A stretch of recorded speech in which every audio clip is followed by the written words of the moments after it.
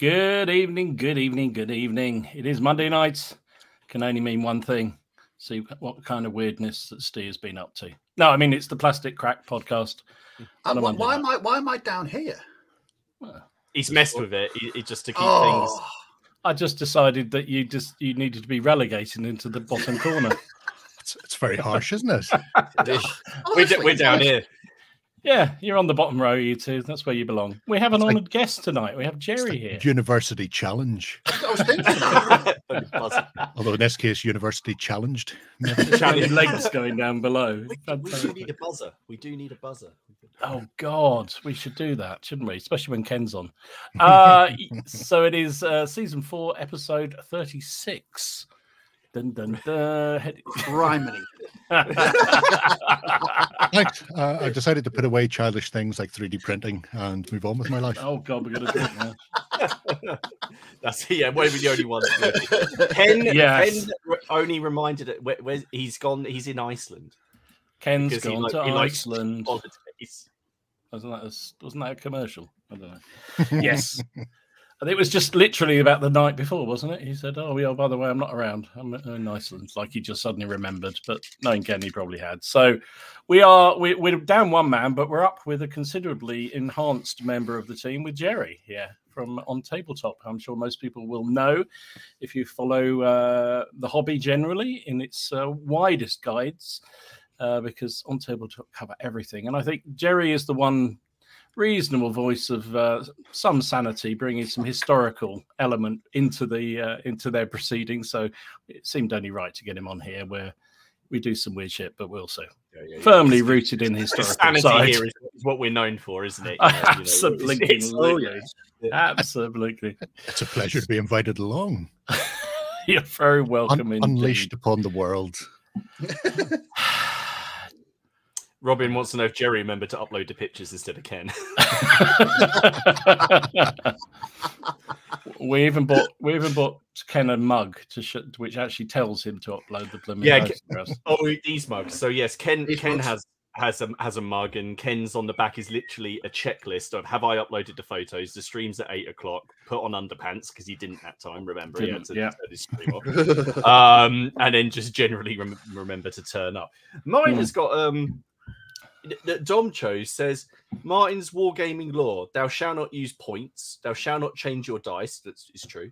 Dice out of the tray are cursed. Thou shalt laugh at thy foes' exploding cannons.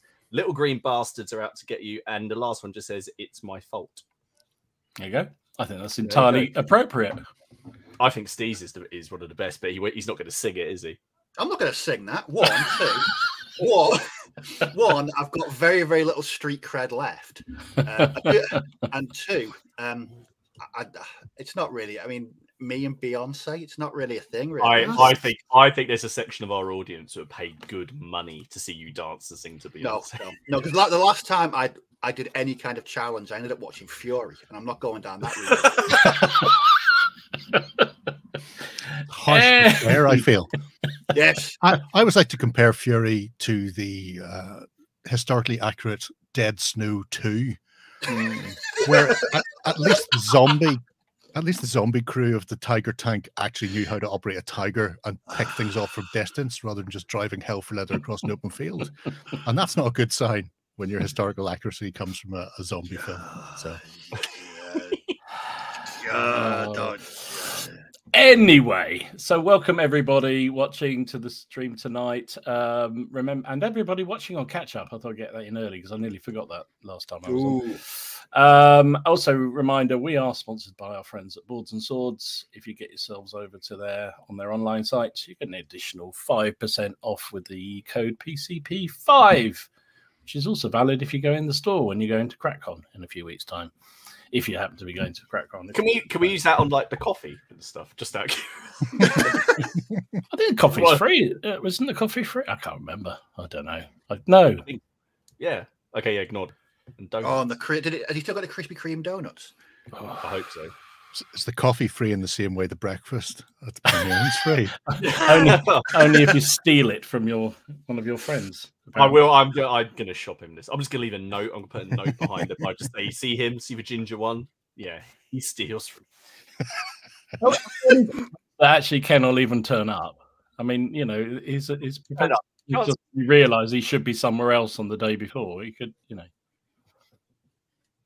That is a that is a distinct possibility, actually.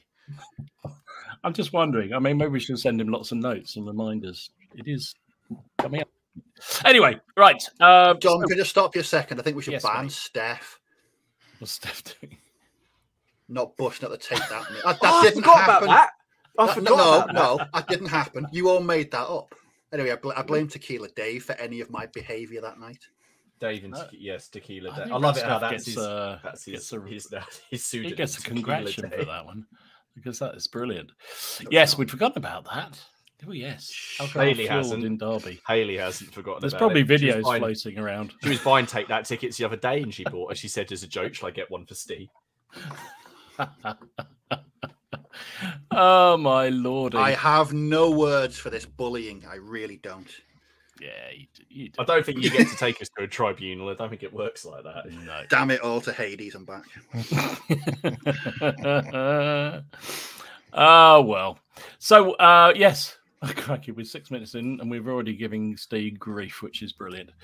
So yes, thank you for everyone joining us tonight. We're joined by Gerry here from OnTableTop because I certainly enjoyed the videos that they put out. So I thought, screw it, we're going to get them on. So fantastic. So I'm really pleased you could come on, Gerry. Much appreciated. I just assumed I was a step down from Ben. Couldn't get Ben. The one better. So get the next one. No, it's good. It's good. Let's start. Maybe for those who don't know you, just sort of working through kind of how you got into this mad world of gaming and wargaming, and what was your sort of genesis into this ridiculous life that we all live? Yeah, so not quite par for the course, because generally everybody goes GW and HeroQuest. I think it's generally where most people start from. But 84, 85, somewhere around there, I was down at my cousin's, and he was off to university at that stage. And I just, you know, aunts and uncles are talking, nothing else to do, go up to his room and see what there is I can poke around at. And on a shelf, he had a load of little lead figures, which it turned out were for Dungeons and Dragons. So probably first edition at that stage. Yeah, not sure when he swapped over or whatever, but that fascinated me for ages, and I was constantly waiting for Gary. Anytime we were down, it was like, oh, can we go around to Gary's? Is Gary there? It's like, Gary, university student, rarely back home in Dundalk.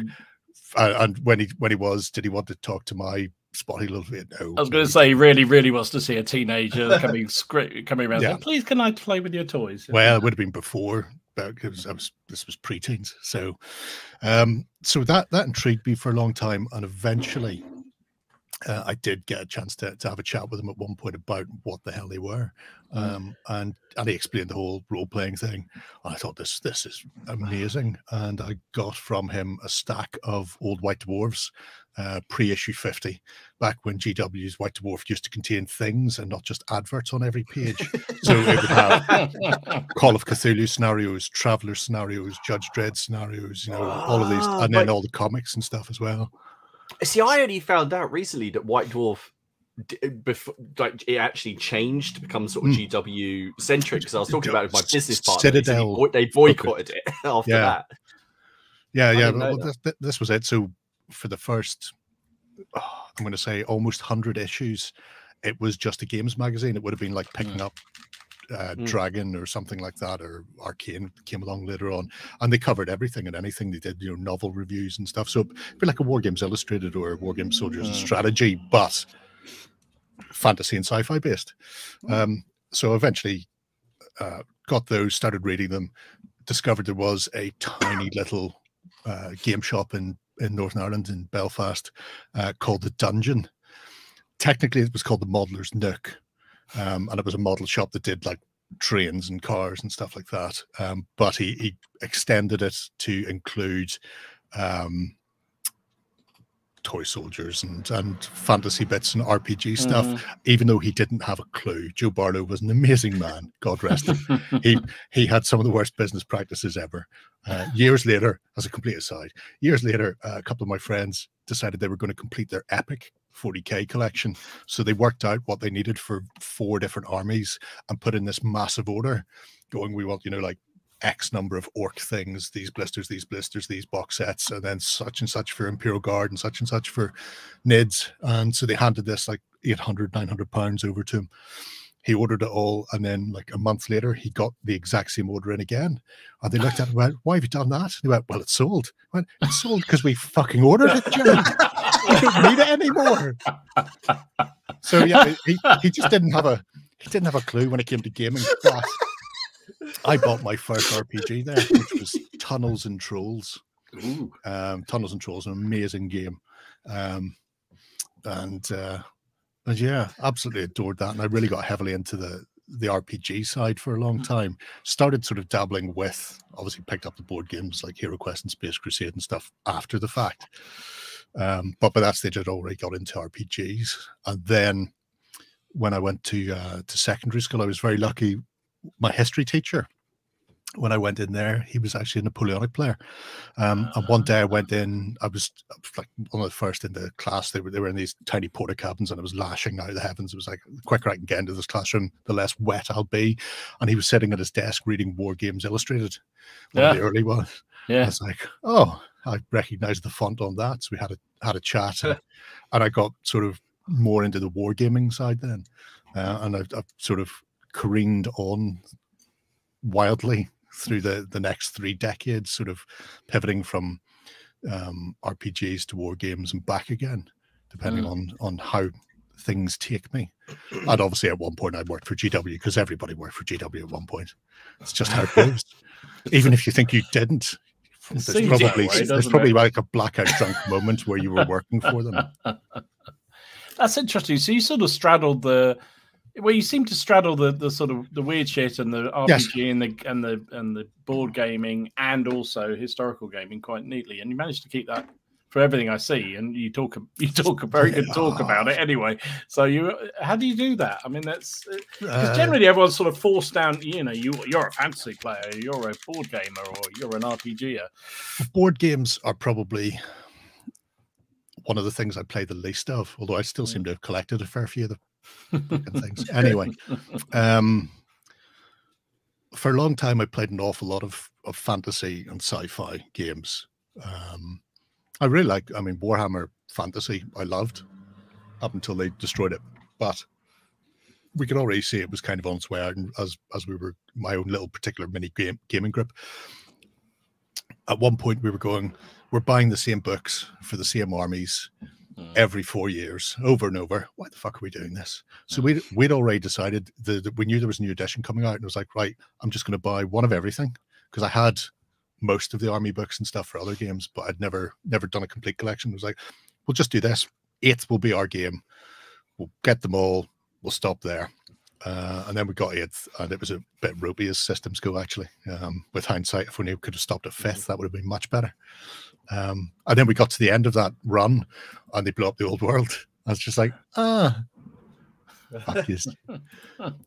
So for a long time, the group I was in were very heavily fantasy, sci-fi based. But then there was a couple of people in the group who were big in the World War II. And at that stage, my historic gaming pretty much ends with the advent of black powder. Right. I crept around it for a little while. I was like, I don't know, this ballistic missiles at range and speed. No, I don't. It ruined warfare, which is just like 2 meat slabs slapping against each other. It was so much more gentlemanly and easy before then, wasn't it? Exactly. Yeah. So I'd never gone into any sort of black powdery type stuff, and they got me into World War II through a couple of random systems. And so we would occasionally play that, and it would just be a case of going and picking up a load of 20 mil sort of 1/72 plastics and just go, right, let's build a German army, right? Let's go and buy 25 quid's worth of box sets, and that's enough for, I can't even remember the system that they were running with at the time. And then there were other people, because even though I'm younger than I sometimes remember I am myself, I seem to have ended up with a wargames group, probably because Northern Ireland is so small and so parochial that a lot of the people I got to know and get on with and play games with were maybe 10, 15, 20 years my senior. So it was, I sort of segued into the historics more easily that way, because there were always, you know, people going, well, have you tried this? I was like, no, I've not tried that. Let's give that a whirl. And so I still kind of do. The gaming groups are, unfortunately, as people get older and, you know, families crop up and the like, it makes it harder to get together for games. But yeah, the segue into historics, I'm like the wedge. I keep sticking myself in there and wiggling around and trying to force a few more historic games in, by hook or by crook sometimes. And you know, it has its moments. And sometimes it works. Sometimes it fails miserably because they just look at it and they just go, but I just want to run across the table and roll 12 dice. Yes. But maybe don't. And maybe just think about a bit of tactics, maybe. Yeah. It'd be hard but cruel. I mean, one of my favorite things, and I've got them in front of me, I'll be scraping away at them as we go.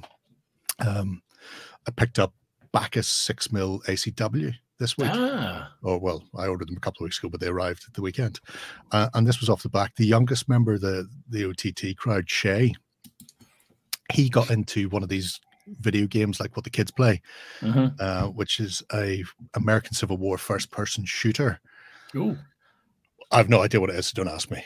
But in it, they would get, you know, unit commanders, and they'd be playing like 60 or 120 people aside, whatever it is. And so you actually had somebody going, right, line up here at this fence, hold, fire now, advance. And they were doing proper line formation. So he came in one day and he was going, I really fancy playing American Civil War, Gerry. I'm going, right, that's nice. And you leapt on that one, did you? And I'm going, right, well, what do you want to play? And some of the other ones, like John and Justin, were suggesting, you know, like maybe grab something like a Lardy's game or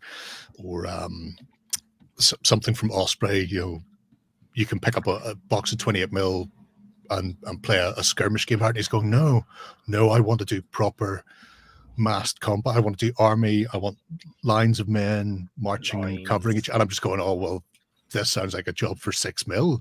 And he went, yes, I'll do that. I was like, right. And at that point, I was like, right, I'll go off and find a 6mm rule set. So I think we're probably going to go with Altar of Freedom. Okay. By the guys at Little War, because it seems, because it has no points, which is great. And we were talking about this, and it was like, somebody will be very pleased with that one, Gerry. Yeah, because we're going, well, you don't just want to line up two sides and have them run at each other. And he started buying random books himself and starting to read up on various histories of parts of the ACW. And he was going, no, I want to do specific wars. I want to do specific battles, actions that were fought, see how the games play out, see what way it will go if you don't have just, you know, the exact same figure count aside slapping at each other. And Altar of Freedom has some nice mechanics in that regard, where the brigades change depending on where what the battle is. So it may be an elite unit in an early battle, but maybe 3 or 4 months down the line, they've been hammered. They've not got any recruits. They're supply train shit. So the same unit has a much more restricted effect on the battlefield, but you don't know until you engage that time. And we're going, well, this just sounds great. So all you're doing is going, well, that's whoever that happens to be. That's the Iron Company or whatever. And we're going, well, we're going to give that a shot. So I handed over a big bucket of tiny little 6mm men to him and went, paint these grey, Shay. That's awesome. Yeah. And that's key in life, is to try and pry them away from 40k, because they all bitch and moan and whine about it, and then they still play it. So go, but you're not enjoying yourself. Oh, that's a terrible game. Go on, but why are you playing it then? I walked away from it years ago. Whenever I went, this is a terrible game, I went, well, let's find something else. It's not like there's none out there to try. I was going to say, it's like there's only that to play. It's like there is gazillions of very things. Strange. Very odd. I don't know. That's weird. Oh no, that is very. Yeah. So how did you get caught up with the old OnTableTop? How did that happen? Well, because, like I say, Northern Ireland is particularly small and there's not much to do. I went up to a few of the boot camps they would run on occasion for like a new game. So when Flames of War 4th came out and the Desert War or bits and pieces like that they would run like a 3-day weekend event where you go up, you'd get an army, you'd sit, paint, and then get taught the rules of the game and such and such. So I did a few of those, and then discovered that they would occasionally play on a Sunday when the place was closed because they were paying for the lease of the building and they had all the tables. It was like, why not play? I was like, oh, well, Sunday happened to be an ideal day for me at that stage because I was a manager for Sainsbury's. And so I started going down, and then occasionally they would go, do you fancy doing one of the weekenders, the chat show on the weekend? Because they film it on a Thursday. Spoilers. So I happened to be off most Thursdays. So on Thursdays I was off, I would occasionally pop in and just sit there like a stewed prune and occasionally talk about something. And this went on for a while. And then Sainsbury's decided to do management restructuring, where they got rid of 2/3 of the managers, it increased the pay by a very small amount, and then went, you can do the work of 7 people. Nice. And I went, I'll just take my redundancy, thanks. Been here 15 years. That's how much? Great, bye. And so I just started applying for other jobs, and while I was just sitting around essentially on my hole doing nothing for the guts of a year, Warren just went, do you fancy a job? And I was going, yeah, all right. And that is literally it. It's like, well, at some point the redundancy money is going to dry up and I'm going to have to find something proper to do. Yeah. And the civil service have screwed me. So yeah, I just went, yeah, why not? Awesome. Bringing height, if nothing else, to the team. That is awesome. So does that never, I guess for many of us, it's that ideal in our heads is, I'd love to do something that's associated with our hobby, is our job and everything else. Never do your job. Yeah. Is that true, or is that just us who don't do that, dreaming that that's the case? What I will say is, because I've done it twice now, as a GW manager and now as a waffler on the internet, it can be very tedious. It was probably more tedious at workshop because workshop's a sales environment and there's an awful lot of having to push for sales and the like as well. So that got very annoying. But I always had the gaming group there who were playing something else, so it wasn't as bad. At OnTableTop, it's not too bad at all, because in the past 3-4 weeks I've covered I don't know how many different things and played umpteen odd games, and probably none of which I would have went out and picked up anyway. So I enjoyed picking up the games, having a punt at some of the miniatures, playing them badly sometimes, but playing them. But because it's if I was only playing 1 or 2 games and I was constantly having to go back to those for work, if I was spending 8 days or 8 hours a day, just pumping out, I don't know, ACW, for example, it may get repetitive after a while. So the playing the games and stuff is great crack. I spent most of the year playing through Undaunted Stalingrad with Shay. We've played the campaign, and it'll finish. I worked it out the other day. We're actually going to have multiple games on Christmas week when we're closed. So we'll film the end, because the end of the campaign will finish there, and there's 2 games to go. And that's probably a game I wouldn't have sat down and played an entire campaign with outside of work. But I've really enjoyed doing it. I've really enjoyed playing against Shay, because he's a good laugh, and his dice rolls are almost as appalling as mine on occasion. So it balances out quite well.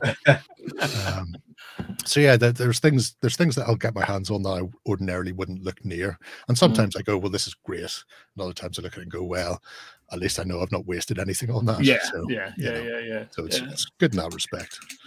But then you have to try and make it look entertaining on a video as well. Yes. Which is sometimes not great. I mean, I'm not saying it's hard work all the time, but because I've such a broad range of games and systems and periods and genres and fucking everything that I play. I can find it easier to engage with them, but sometimes I'm going, right, we need 4 players, and you 2 chumps are going to sit there, and they've just got a face on them like a smacked arse some of the time. I just go, please, lads, just at least try and crack a smile. Or look interested. Focus, children, focus. What do you reckon to that, Martin? What doing the hobby, full-time working? Would you go for that? No. Yes. No. I don't know. Yes, I'd like to. Obviously, we've talked about this before, haven't we? Yeah. Where we said, we'd love to do it.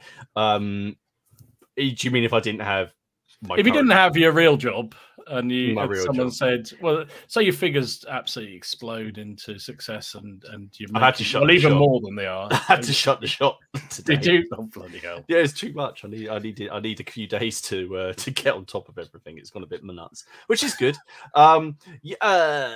Yes, if I could. I don't know. I'll say yes because I like doing things like that. I like history. I love things like that. It'd be great. I mean, it's essentially my job anyway. Is that side of my my interest? It's just that I go dig a hole in the ground instead of painting something. So it's so there is that. But I think. I mean, I always said with the YouTube stuff and everything like that if it ever turned into a job, I wouldn't really want to do it. And then all of a sudden, I started doing all these sort of light things that sort of like, I'm going to do this and I'm going to do some figures and I'm going to do some of this, and it starts creeping towards that. So and then you have commitment, which you don't realize. So we all do. So yeah, I guess I'd say yes. That'd be awesome. It would be pretty cool. I'll be optimistic. What about you, Steve? No, you couldn't pay me to do it for a job. It's my reward time. And if I was to do this 8 hours a day, 10 hours a day, I'd get bored of it really quickly. This is something I look forward to after my day job, and it's my unwind time. And I don't. Oh, it sounds really selfish, but I only put in what I want to. I don't. If I was, like I say, if somehow I ended up doing a bit of commission painting full time, and someone plopped a box of French line infantry in front of me, I wouldn't enjoy that. I really wouldn't. I'd be like, what fresh hell is this? So no. I mean, I can certainly see why it would be. I mean, getting up in the morning, and going, woo! I get to paint and play with toy soldiers. I mean, it probably sounds great, but I just think for me, I don't know. I think I'd end up resenting the hobby. I think that'd be the danger of that. And just out of interest, Gerry, I failed my interview at Games Workshop. Back when I was 19, I applied for a job at Games Workshop Chester, and I don't think I had the personality that they were looking for because I refused to act like an ass. Yeah, like an arse in the interview. I just flat refused. I've got my integrity. Thank you very much. And I didn't get the job. At no point have I screamed warg. I'm very proud of that. And weirdly, I failed my first interview as well, which was for key time. They used to call it essentially the student job. All right. But the staff there, Sean and Noel, all knew me. I was like, yeah, he's never going to be a jump about and scream kind of guy. But he can wield a paintbrush. He can bullshit if he needs to. And I think I can on general be engaging with people.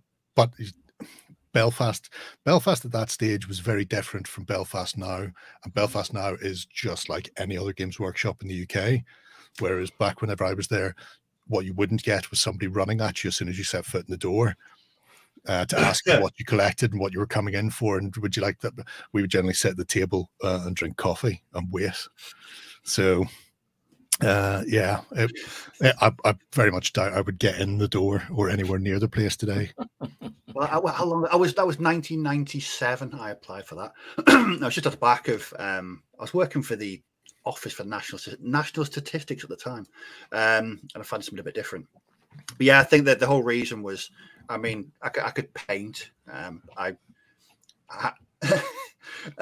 could paint. I had a good understanding of personal hygiene and cleanliness.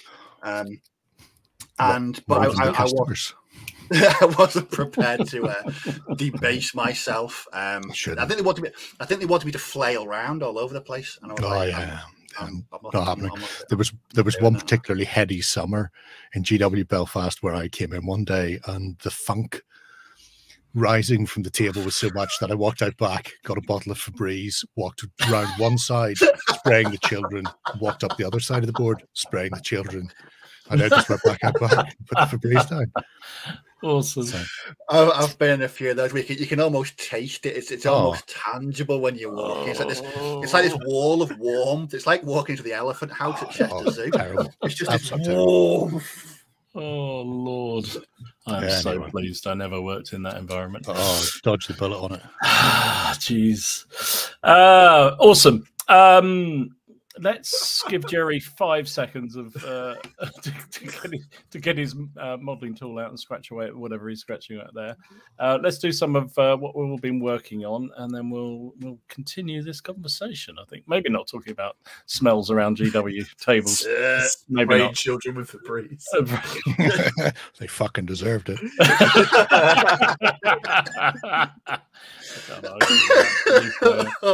Martin, what have you been up to, mate, for the last few days? What have I been doing? I've been doing things. Also, I might as well show. So I've been counting dice. Oh, dice! Look at those. Lovely. Where's the picture? These are our finest effort, I think, ever. We decided that everyone's tables were a little bit glum. So these are the PCP dice for 2023, or 3 months that's really left of it. And these are the ones that everyone who's coming to CrackCon will get one of these, and you can order your sets. But these will be available afterwards. We just need to put another order in. But my daughters went nuts when they saw these. I've had to hide them. They're like crack. They're trying to get the. They're trying to get these. So yes, they are. And no, we're not sponsored by Barbie. Honestly, someone did put that, didn't they? I know they did. So what have I been doing? What's really scary though, Martin, with that is you showed me those pictures. Well, it showed me all the colours, and we both went pink straight away. Yeah. It's like there wasn't even a consideration. It's like that one pink. He's got a pink. Yeah. I was going to ask, are they just pink dice, or do they have a fancy name? Or are they like chartreuse? Chartreuse and gold. Well, there are some names floating around, but we can't really say them online. But we CrackCon, and when we've had a drink, I'm sure they'll come floating out. I believe it's my wife's name for them. In fact, that will yes is the yeah. I know you know what that is. You had free jobs. That's amazing. What have I been up to? So I got the battle report went up against Miller, the big ECW one. Cracker that was. Which is good fun. Talk about bad dice rolling. You want to watch that? I mean, game. It's like watching two Goliaths of the game completely drop their dice on the floor all the time. It's constant. I like it that he spent more time deploying his army than he had to take them off the board straight at the start, because they just marched off the board. They just walk off. 1/3 of his army just fucked off and just went back to town. That was one of my favourite moments. But no, it was a really good game, so it's nice to get that up. And I'm editing up Rangers of Shadow Deep. But I have finished some things. I've started some heavy cavalry for the Crusades, for my Seljuk and just general Muslim forces. So I'm using the Victrix. They are nice. Ooh, nice. So the Norman Knights, but like swapping heads out and using the Moorish shields and swapping in some other bits and bobs. So that's the first base of them. They're good fun. I'm just working on the next 3 of those, but because I do my units in 9s, I'm left with, well, I gave the other 3 to Robin, but normally I'd left with 3 over that you can put on command bases and things. So they are great fun, but it's really hard actually, because finding references for like Seljuk heavy cavalry, they do have them. But everyone obviously is obsessed, and I completely understand it with the horse archers and and the light cavalry, which obviously was the most numerical. Absolutely, but they did have heavy cavalry. There's records. I think it's Dorylaeum, the Battle of Dorylaeum. They kind of have to... Bravo. Well done, sir. Well done. Bravo. Yeah, they have a formed cavalry. You know, there's a big cavalry battle, and there's mention of their heavy cavalry in there. So this is kind of my take on that. But I did finish some little minis in there as well. So I have done 3 bases of archers for 15 mil of the 3D breed, just for the 13th century stuff. Little bitty ones. They are funny. But again, I've just sort of mixed and matched, and like I thought I'd chuck a knight on there, having a chat with that guy at the back and telling them to fire. What is that guy holding in it? I don't really want to know. I think he's leaning on a top of a bow. Oh, thank God for that, Jerry. Thank you. Oh, right. We're all looking at it right above the knight's head. Yeah. I should clip that now. And just clip it down. I might have to clip it down, And you just paint the top purple color. Just waving at them. I believe that shade of pink is done. And now we know what color to paint that little tip then. Now I know. There we go. Yes, he's right. There we go. This could be Edward's man taunting the Montfort. So yeah, they've been good fun. I'm just working on those as I've got the other paints out, and I've got another 2 bases to go. But that's essentially pretty much the best part of a brigade or division, if you like. Now, sort of Hail Caesar sized, already done. I've got some heavy cavalry printed off, and I've remembered I have a load of 3D buildings, which I've just scaled down, which I'm just going to print off at 15, and like ruined ones. So yeah, they're cool. They'll do as a sort of, Welsh or border village, which Edward's torched, and then they can have a fight. So yeah, I'm pretty good. That was my week. It's actually got some bits done. Very good, very nice indeed. I do like those little diddly things. I think they make me laugh every time I see them. They really are. They're so much fun. What about you, my man, Steve? What have you been up to? Weirdness. Of course you have. Weirdness. Of course you have. So I've been doing a bit more on my. Do you know when he used to first started out on this stream, Jerry? All he did was grey stuff. I mean, literally, we used to know him as the Field Grey Man. Now it's just weird shit. It's just weird stuff. Yeah. So last week, I mentioned I'm still working on my setup for Space Weirdos for CrackCon, and this setup has consumed me. So last week I mentioned that I was going to start building sort of a background to it, sort of a backdrop. So I'll show the photographs in a second, but I made these. Ooh, they look fantastic. And it's just extruded acrylic squares, and I've stuck on a bunch of plastic and mesh. Words can't describe how much I butchered my hands cutting this mesh. It was like I'd just done 10 rounds with Freddy Krueger. It was horrific. There was blood. There was claret everywhere. So, you were using wire mesh. You know, break out some granny grating. No, it's just wire mesh. It's called anti-rodent mesh. It's for stopping rats, apparently. Crochet mesh is so much easier on your hands to cut. Yeah, I think I learned that lesson, Jerry. I think I'll be investing in that in the very near future. I like my hands; they're quite nice, and these were butchered. So I thought I'd show them off. I took some photographs. So here's the first one. So that's how they look like when the background's in place. Sweet. I like it. And it's just, they were dead simple to make, really, really easy to make. So there's the underground doctor's surgery. I love that doctor's table. That's brilliant. Or the operating table. It's brilliant. Can you get an appointment at that one? I wouldn't bother. I mean, yeah, but I wouldn't bother. And then we have a couple of judges down in Mega City 1. Nice. Which I thought was quite different for me, because I did enjoy painting those Judge Dredd figures, and I've seemed to have duplicated photographs there. And where's the other one? Oh, this one as well. So this combines the lights as well. Oh, that's cool. I love the lights. The lights are brilliant. A bit of everything going on there with the lights. I need to sort of disguise those with a bit of paint, because I've done one. I've got another 9 to go. Just hope the batteries last for the next 3 weeks until we get to crack on, so I can light. It's because you keep on turning it on and off, don't you? You just keep on turning them on, sitting there looking at it. It's because the remote control. I'm easily amused by flashing lights. It's brilliant. It's just like green, red, blue, and I can make them all different. I can make them do different patterns. I'm not going to. That's so far beneath me. It's unbelievable. Does your game need to come with an epilepsy warning? Quite possibly. Quite possibly. So here's a closer look at the. There's the doctor's surgery. Just amazing.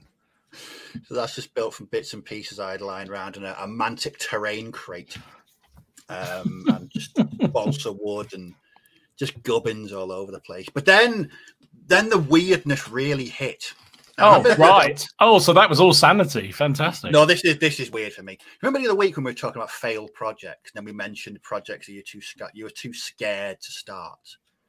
Yes. I mentioned that I wanted to do a new Eldar army, but using 40k second edition. Oh, the cutbacks are terrible, actually, they really are.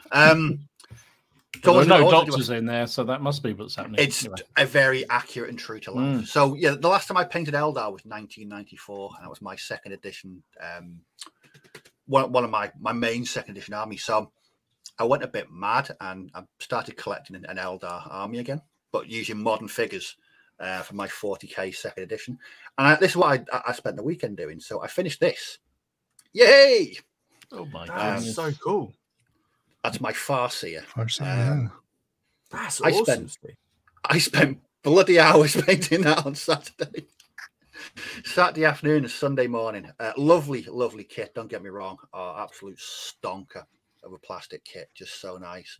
Wow. And as well as him, I've painted a Scout as well. So there we go. And a Pathfinder. Cheers, Jim. Yes, and that's what I'm painting tonight. So tonight I'm painting two more of these. I'm calling them Eldar. I refuse to call them Eldari. Yeah, well, you would be correct in that respect, then, Steve. Yes, I am not doing that. That's what I've been up to. Like I say, two more on the table tonight, and I've got a box of Dire Avengers up next. I'm just sort of replicating my army off the what I can remember from 1994. So that's what I'm up to. But yeah, it's gonna. But one thing I did refuse to do, and I know people will hate me for this, but I didn't paint the bases goblin green with sawdust. It's a shame. I know. I was thinking about going old school, but I mean, I think I said it in one of the comments in the Facebook. It might have been to Jonas. I said, if 1994 Steve could see 2023 Steve's basing, he wouldn't like Goblin Green basing after that, because I think my bases are a bit better. So just so I can check, have you painted those Bushido models? No, but I've got a plan for those. they are on the list. They're all primed. They're all ready to go. I'm going to spend a day painting them at the weekend. Yes, I know Robin was bemoaning the amount of people who were posting Eldar pictures on the Facebook group. I mean, like I said, I know sometimes with Games Workshop people, the spawn of Satan, just the really harsh on Satan. And the evil corporate face of the hobby, but damn it, they make some nice figures, and that's some lovely toys. That's they do, and they're nice to paint.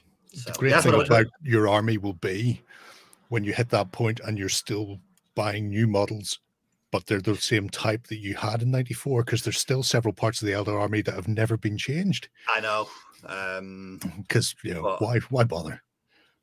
But yeah, isn't that supposed to have a yet? Isn't that how it's supposed to be? Haven't changed yet. Yeah. Well, they won't change until Steve's bought the old ones. That's true. Yes, that's sod's law. So when I've put the last bit of sawdust, last bit of normal basing on a dark reaper, it'd be like, okay, all right, lads, meeting. We're going to piss that guy off. What we're going to do, we're going to just redo the entire range. They're just waiting for that picture to go up here on the stream, and then there'll be some memo go to somebody saying, right, can it. That happened to Jonas though, from the Facebook group. he invested in a load of Warlord French, and a couple of days later, they announced they were doing the plastic ball. That's right. Yes, they do it. They've got a massive crystal ball somewhere, and they just go right. What people are watching it. I don't know. I know it's terrible. It's ridiculous. What about you, John? But that's pretty much what I've been up to, is painting. Awesome. I can't remember the last time I did anything bolt action or even World War II related. Very, very strange. You cleaned up your French, I think was the last time you did anything, wasn't it? That was about it. Oh yes, that was a couple of weeks back. That didn't really count. That was just a bit of painting some tufts on a base. You did some 0-200, didn't you? Did you say? Oh yeah, I did them. Yeah. Yes.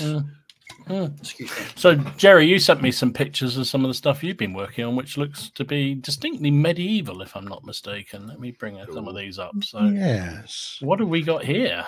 So on the subject of trying to force people into playing games they don't want to, young Lloyd at OTT is mad keen on the Crusades, like you wouldn't believe. However, ever getting him into the Crusades is proving to be somewhat of a task. However, a few years ago, we did manage to get him playing Saga. So I thought, well, Saga Crusades, that's really simple. He already knows Saga. And if I buy and paint both armies myself, then I don't have to wait for him to decide what shield looks best on the miniature, which is mostly what hangs him up. So I then thought, I don't really want to do Viking Dark Age Saga's fine because you've got 40, 50 men aside. It looks about right for what you could fit in a couple of boats into a village. But for the Crusades, it looked too small. So I've decided to do it in 15 mil. So I'm not changing anything gameplay wise. Base sizes are the same, all the measurements are the same. They just look better in 15 mil. You're just using, and so all I'm doing is replacing a figure with a base, and it doesn't matter how many people are on that base. So those are 8-man units of infantry at the front. Then I've got 2 4-man units of Hearthguard cavalry at the back, and then I've got my warlord in the middle. But instead of being 8 knights, a warlord, and 16 guys, it's like 48 infantry and 16 cavalry. I love that idea, Gerry. That is awesome idea. That is cool. I could really get behind that for the Roman one. You know my issue, remember, with the Roman about having like 4 triarii. It just doesn't look right. It looks too small and boxy. But you just drop the scale, keep the base sizes the same, and away you go. If I was clever and I thought I would ever use them for anything else, I would probably have based them on something different. But I know I've only got one chance, and it's going to be Saga. So that's the 4 points of my Militia Christi, and now I've started into my Saracens to field against them. So this is a 12-man unit of levy, and these are all being done the same way, base colors, and then they're going to be mating Army Painter Dip with a vengeance. Malice of forethought, and I'm going for a very simple, bold color scheme, as Lloyd likes to call them, the dolly mixtures. But I've decided with their headdresses, the little turban wraps, to make life easier for identification on the battlefield. All the levy will have a cream colored turban. All the warriors will get a lovely blue. And then my elite will probably end up with a purple, and that will be how I can look down and go, those cavalrymen, purple turban, elites, blue turban, warriors, that type of thing.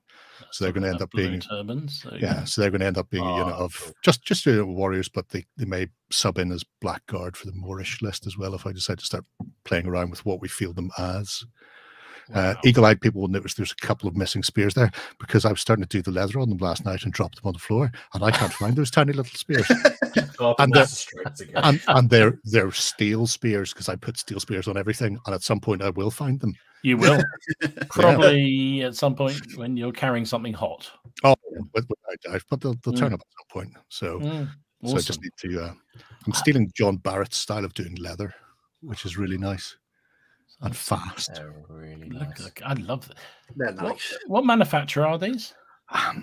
Annoyingly, these are Legio Heroica, which you can't get currently. Giuseppe, lovely fella, passed away with cancer about 3 years ago.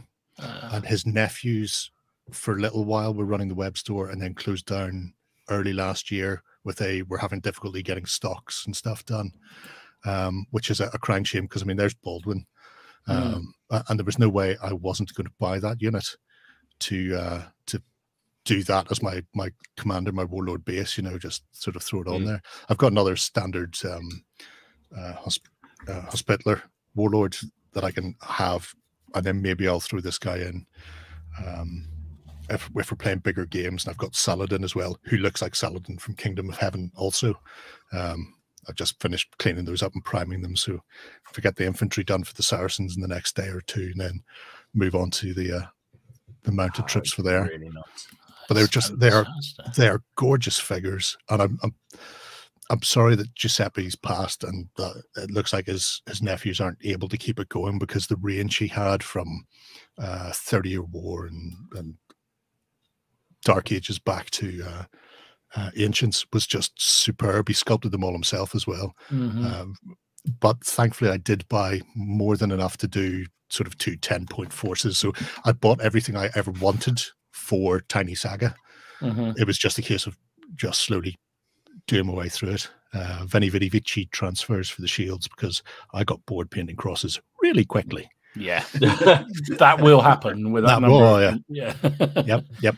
You can see where I got pissed off with the infantry. You can see with the infantry where you thought, nah, that's enough. At some point, those infantry will get re-blacked, and I'll put the transfers on them as well. But that'll be a bit way down the line. That is awesome. I love that. I think that is really cool.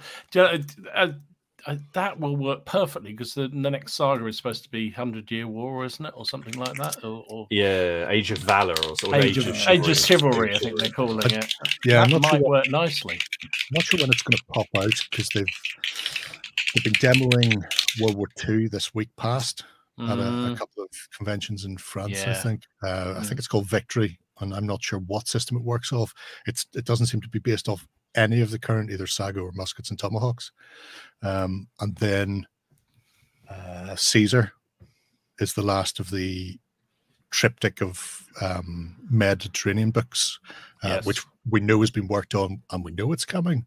So it's just a case of when they sort of spit these things out. But yeah, time will tell.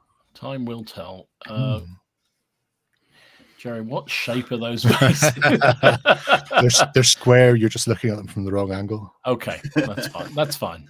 Just have another drink, everyone. And Benjamin says, board painting shields, you say.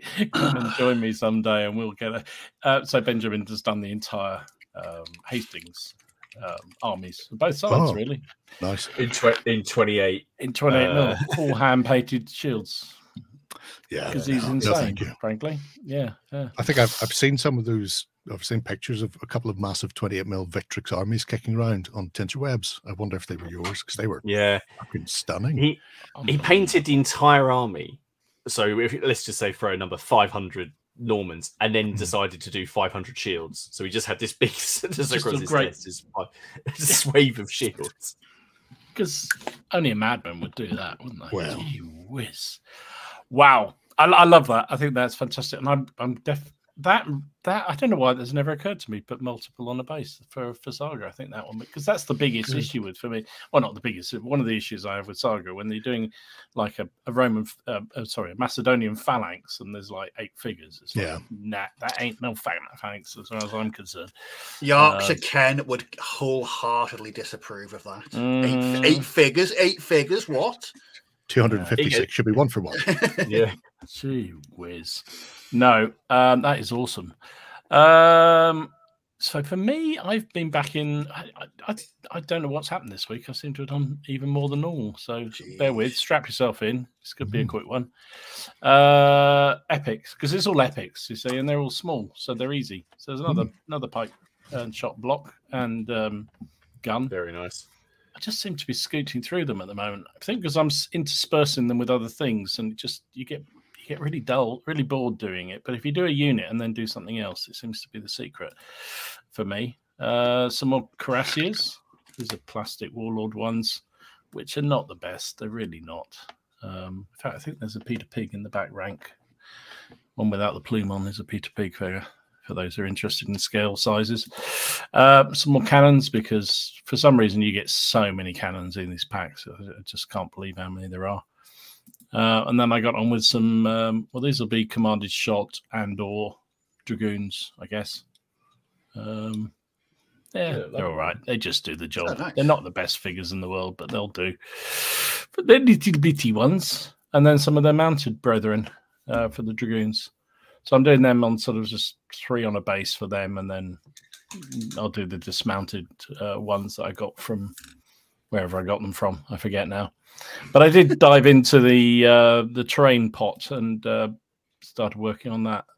So that's the epic mill, which was fun, and then the windy mill to go with it, because I love that. Oh, lovely! Oh, nice little model. So I really enjoyed doing that. And I showed this on the Facebook page a while back, but for those interested, that's me latest Opal Cheney unit for the 28mm this now. So that's one of the things I swapped from the Epic to doing these. 28mm is so much easier when you've been doing Epic. It's really good. So I decided for my Opal Cheney, I'm going to have them all led by a priest. Each unit will be led by some kind of priest. So that's that one, which was awesome fun to do. Good idea. I like that. And then I didn't want to forget the 15mm, so I dived in and finished off the rest of those Plastic Soldier Company armored cars that I had. I did 2 from last week. So I did the short-barreled 75 variants and then the radio car version. So just, I don't know when I'll use them, but I just thought I got them, I might as well do them. So yeah, so variety is the spice of life, eh? Lots of Epic, 28mm. I thought there was something else I did, but it may have just dropped off. But never mind. What's that between friends? So yeah, it's been good. But we had a couple of cracking games down the club. So we simply got seriously into Black Powder again in a big way. Even though you completely confused me, Martin, with your rule variation being very different to the ones we play. What rule variation? There was just things that you did differently to what we do. And then we had a discussion about it and decided you're wrong and played it our way. So it's all good. We're going to have a discussion after this. Yeah, probably. But then, whatever. Dorman, Leader said variety is the spice of life. I was fully expecting some turnip 28 at the end of that. I did my turnip one all those weeks ago. I did. I found a nice pile of mud and I put it I found it in the garden. I shoved a tuft on top and an arm in it. Perfect. The scale was all wrong. No, it just doesn't do it. I might do another badger or 2 soon. You never know, because I did enjoy those.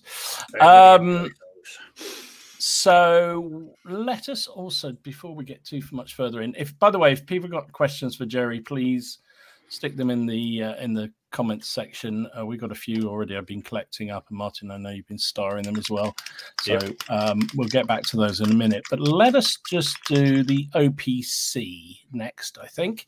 So Warren has sent us all the pictures for the OPC challenge. So this was, I guess, September's challenge, which was women. I think that was the category, wasn't it? Just women, warrior women. Sorry, I've just read it on the piece of paper that it said warrior women, women, just women generally. Is this segment being sponsored by Sid James or something? Oh dear, matron. Right. So yes, it was warrior women was the challenge. So reminder, this is the community run challenge that the guys put together every month. I think it's going every 2 months fairly soon. Yeah, it is. Yeah. But basically, there's no prize. It's just for laughs, and they set a topic each month, or every 2 months, as it will be, a theme for people to follow, and generally it is rather entertaining in what comes through. So we had a lot of entries for this. So let's crack on. So first up, I've got my piece of paper, so hopefully I'll work this through. So Tony, first of all, had this gnome alchemist,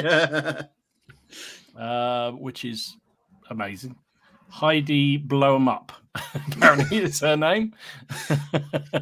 So there you go. Well done, Tony. I love that. Warren, as usual, put in 2 entries because it's his thing. So I love this one. This is French resistance fighter. Yes. Really fine figure. That is really nice. I mean, you know, why did you have to do polka dot dress? I mean, why? Just make it as difficult as you possibly can, right? Because he could. Yeah, because he can. Yeah, absolutely right. This is Stuart's Mouse Shield Maiden. Oh, lovely. I recognise that figure. That is lovely. Very good indeed. Is it bad to say I didn't even realise it was a female mouse, but there you go. Before I saw that picture, but there you go. Haven't you, hold on a second, haven't you painted that? I have, exactly. That's what I mean. That's what's really scary. I've painted that and I didn't even notice, but there you go. Okay, this is Warren's other entrance, which is a space dwarf, apparently. I have no idea. I'll rely on you lot to tell me whether that's true or not. It just looks quite scary, really. I'll do that. But very, very impressive. I'm slightly safer ground, I think, with Steve's entry. A cowgirl. Hey. Yeah, a cowgirl. That's cool. Brilliant stuff. Really, really cool. And Roy, this is a female warrior wizard. Oh. I mean, talk about colours there. That is brilliant. That is more yellow than my brain would allow me to paint. You'd have a burnout with that one, wouldn't you? Oh, gee whiz. That is impressive. -1 to hit. Yes, deflects with the colour. And Paul, as usual, has just gone absolutely bananas. This is Paul McCabe. That's mad. I mean, that is... Now, what is it? It's something howling banshee something or other. Banshee Exarch, I believe. If you say so. I just look at it. It's just awesome. Absolutely amazing. John's one was infantry for Starship Troopers. Yeah. That's cool. Nice. Very cool indeed. Very nice. And then Matt upped it to Celtic Women Warriors, which I think is also very, very, very good indeed. Extra points for the decapitation there. They've just got anger issues, haven't they? He cut himself shaving. Yeah. You know, if you're going to set up a page like that for a photo shoot, then why not? Yeah. That is brilliant. Other Paul Franklin. This is, what is this? VC? Yeah, it looks like it. All female. I've just fallen off the end of the page. Sorry. But no. Yes, it looks like VC, doesn't it? Fantastic. Mm-hmm. Yeah, here we go. Female VC heavy machine gun team. Found it. Nothing like organised here. Gaza. That's one for you, Steve. You'll love that one. It is. I most definitely approve of that. It's an amazing codpiece. That is it's not quite the full Black Russian. Not the quite full package, no, absolutely. Craig has done this. I mean, a necromancer Queen Taxis. I was going to say Death and Taxis from Heresy. I've got that. It's added the wings, though she doesn't come with wings. Yeah, I've got that somewhere. I think it's still in pieces. Brilliant. I mean, you would pay your taxes if that came to collect, though, wouldn't you? You would. Oh, yes, you just would. Yeah, whatever. Take it all. Whatever you want, you can have it. I'll pay extra for next year if you don't come back. Yeah. And then finally, Andy, and these are Russian snipers from Bad Squiddo. Oh, nice. I've got a couple of these myself. They're really nice. Really good figures. Really good indeed. So some lovely entries there for the OPC 20, as it was. I believe OPC 21 is terrain. So anything to do with terrain, I believe, is next time. So I'm not sure the period. If anybody's in chat knows, I think it might just be a month for that one, and then it goes for the 2-month period. So, but brilliant. Thank you for that. Really appreciate everyone doing those. It's some wonderful stuff. I mean, it completely bamboozles me. I've got no idea what half of them are, but that's my usual state of affairs on this stream. So, right. So, Gerry. Yes. Let's go back to some of your stuff then. You've had it too easy for too long. So I'm intrigued. So you talked about some of the games you're playing, and you showed the Saga stuff. What if you had to pick a game or a couple of games that you would love to, you just love playing on a regular basis? What are they? What gets your blood boiling? Oh, I mean, that's interesting. Right. Well, one right off the bat, you're not going to like because it's weird shit. But Moonstone, the multi-award-winning Moonstone game, it's an absolute corker of a game with a really unique system, and I would happily play that from now till the stars burnt out, and would never grow bored of it because there's so much going on. So that would definitely be one. I am genuinely intrigued by that. Somebody came down to the club for a couple of weeks in a row playing that, and as you say, just the system. I think it was more the system that intrigued me because it's very different. And I thought, oh, yeah. And I very nearly went home and ordered the starter pack, but luckily, whoever I was on their website didn't have it in stock, so that never happened. So you dodged a bullet there. Well, it's got a couple of things going for it. First off, it doesn't have points. So I wouldn't like it then. You have 6 models.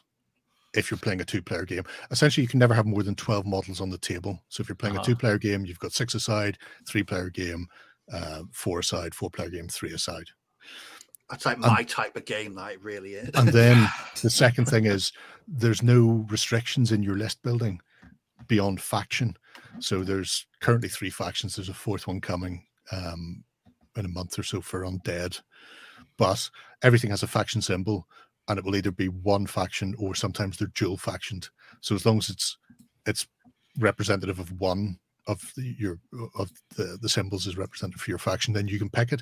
So you literally just go, I just want to pick 6 giants, please, or 6 gnomes, or an inflated frog airship with a machine gun. You just pick whatever you want. So that's great right off the start. So the whole idea is very Labyrinth, Brian Froud-esque. It's great. But then the mechanics behind it is all bluff and bullshit. So you've got melee, and then you've got like ranged arcane. And the melee is based on, Tom was doing HEMA, the European medieval martial arts stuff.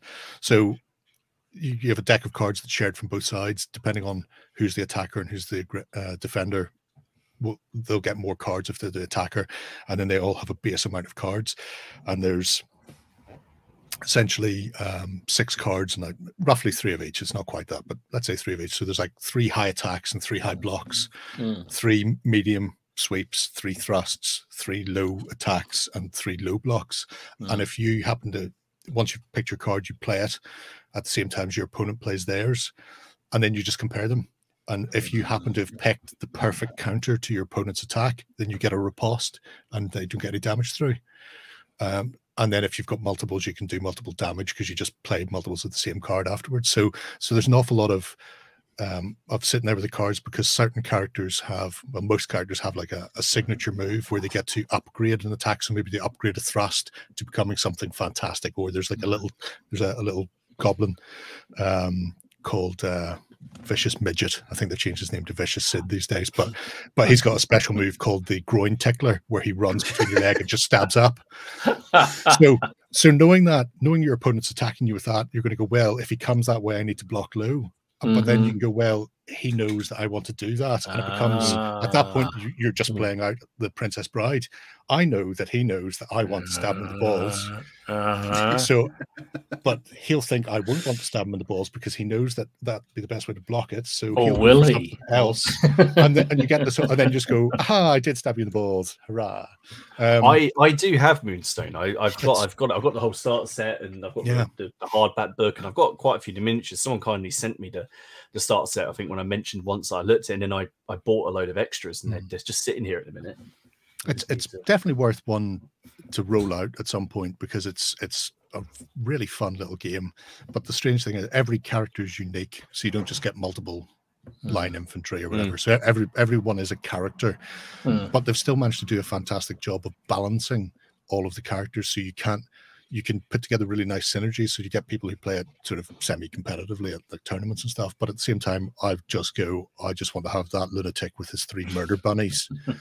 And then I'm just going to go for some other random fawns or other just random things that amuse me. So Moonstone definitely up there. Right. I'd play that until the cows came home. And then as to another tricky. What you mean? I mean, I'd probably have to go for something that like Saga, where I can get around the having to play it by all times, because there's it's one rule set, but there's multiple periods you can play it in, and that's going to be my Weasley little answer to that. Because then I can go anything from Punic and medieval all the way through to Dark Age, or even more weird shit, to fantasy with their Age of Magic. Do you know what? I genuinely like the Age of Magic. That was one I really enjoyed a lot, but people in the club didn't seem to. So I ran into the same problem with the Brothers Johnston, who decided there wasn't enough magic in it. I'm going, no, but the whole idea of Saga is it's a lie. It's a load of lying magic anyway. Loki doesn't really come down and help you. So, just working principle, even the Viking bit is a bit magical. But yeah, although Dead Man's Hand, I'm playing an awful lot of Dead Man's Hand at the moment. Yes. Oh.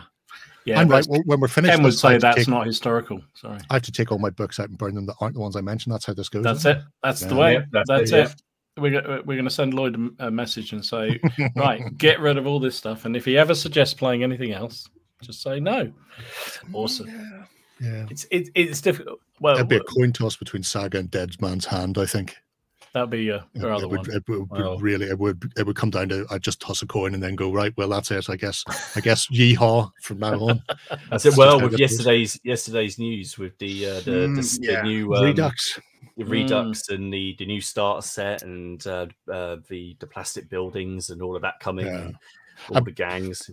I'm probably going to ignore the Redux version for the time being, simply because I've got 3 people at the club got into it very recently, and then on Saturday when we were down, one other young lad who's a friend of Shay's is also just bought the rulebook, and I don't want to turn around to them and go, right lads, we're changing to a new rulebook after 3 weeks. I'm quite content to sit on the first edition for a while longer. It's new to a lot of the other kids. Are they changing much? No. It's more like a 1 point. It's more like a 1.5. If you say actually if you want to go, anyone wants to look at it, Battle Bunker did the stream last night, and it's really worth going and watching. So go and have a look at that, because Stuart was actually on there, and you'll get loads of info on there. But essentially there's going to be some new card, but the cards are going to look a little bit different, and there's a couple of just tweaks, I think. I think the FAQs and erratas have been rolled into the rules, right, and that's pretty much it as far as the rules go. So it wouldn't be a huge thing, but they did say they're going to release I saw this on a comment today because someone asked them, there'll actually be another 2 supplement books with it, where one that's called The Good, and it will have all the 13 gangs in who are the goodies, and then they're going to have the bad and the ugly in another book. Nice. Have all those 13. I appreciate that. Oh, that'd be good. I think they've announced a couple of new factions as well: Buffalo Soldiers and Texas Rangers, and some crazy Christians. But living in Northern Ireland, I get enough of those. So just give that a wide berth, thanks. Oh dear, we're not going there. Awesome. What about you, Steve? You had to pick 2 games. What would they be? Oh, I don't know. Well, I mean, I know what it would have been a few years ago, but what would we need now? It still is bolt action. I love bolt action. It's it's a game with no inside out. It's easy to play. It's comic book style wargaming, really, isn't it? And it's Commando comics on the tabletop. It is absolutely completely. It's just enjoyable. I just enjoy playing it. It's one of those games I've never had a bad game of bolt action. I mean, apart from that insane 3,000 point one we did that time when I'd completely lost the will to live when we hit 4 hours and just wanted a meteorite to fall on at least have an excuse to stop playing. But apart from that, no, it's just good, and it's a good community. I enjoy making videos about bolt action. I enjoy the hobby side of it, the kit bashing, the painting, everything. It's just a game that I am just fully immersed in. Although my recent output would suggest otherwise, given the strange boulevards that I've been down in the past couple of months. You have to hand in your bolt action badge very soon. Yes. And number 2 would be Turnip 28, because while I've not played as many games of Turnip 28 as I have bolt action, it's just a game that's just got its claws, it's turnip stained root vegetable esque claws into me completely. Absolutely love it. It's just, yeah, he did. Drew had a very, very, very bad game of bolt action once. Yeah, well, it wasn't the greatest introduction into basically. Gerry, what happened was I was running Firefight, so the smaller version, the scale. Yes, at a very first CrackCon, and Drew, he was on the table next to me. He had an awesome Rorke's Drift setup.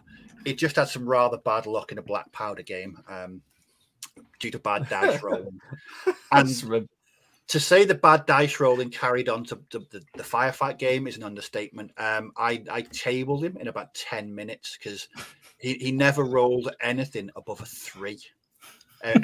Every dice I rolled, some poor git got it in the face. And I was like, sorry, Drew, that was an introduction to bolt action. Sorry about that.